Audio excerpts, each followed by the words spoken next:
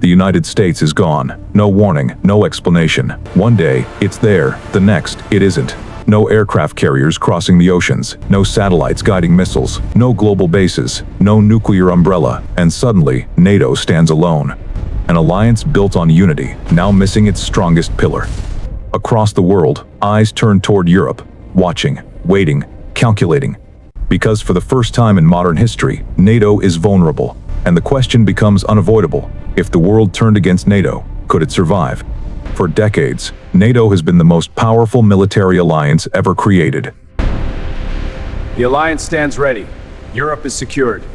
All forces report full readiness, sir. Initiate global synchronization. 30 nations, millions of soldiers, advanced technology, global reach.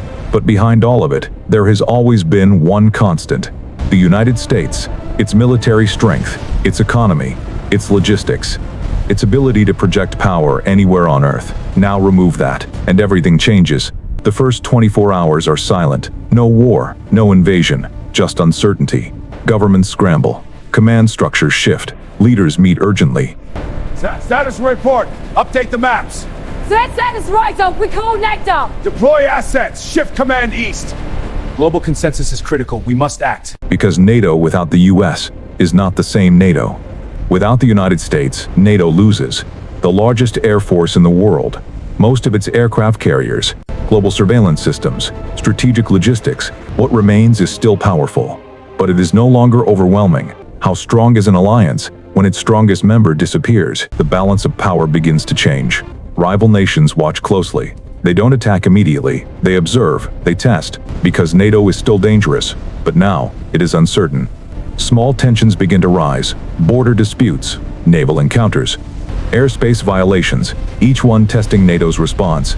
NATO is designed for collective defense. Allied command, status update. We show delays. Copy. Troop data is inconsistent. Zones are disconnected. This is fragmented. We need central alignment. But without the US, coordination becomes harder. Decision-making slows, and in war, speed matters. It doesn't start with a full-scale war, it never does. A conflict begins on one front, limited at first, but dangerous. NATO responds, deploys forces, tests its own strength. NATO can still fight, still defend, still respond, but something is missing: scale. Can NATO fight a global war without global power? As pressure increases, conflicts spread. NATO must divide its attention. Eastern Europe, port to Mediterranean. Arctic, port to cyber warfare. Each front demands resources. Each front drains strength. This becomes critical, because modern war is not just combat, it is supply, fuel, parts, movement.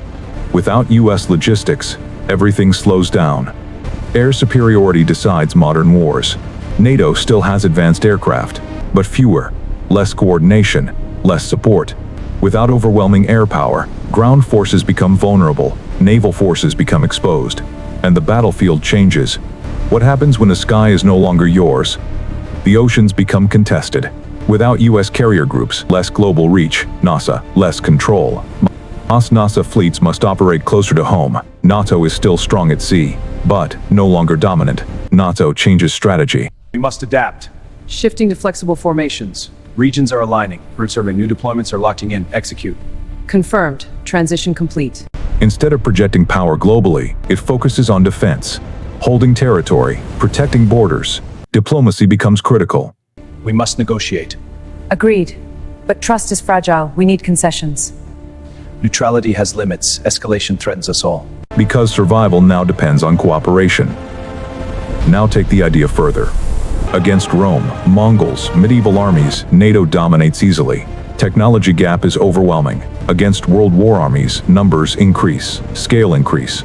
But NATO still holds advantage. What matters more, numbers or technology? So what happens? Without the US, NATO becomes strong but limited, capable but stretched, capable, defensive, not dominant. It survives, but it does not control. Because modern war is not just about strength, it is about scale, and without its strongest member, even the most powerful alliance must fight differently.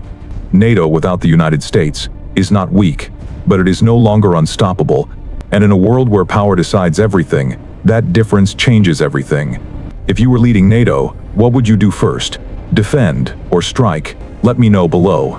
And next, what happens when modern armies face history's greatest empires?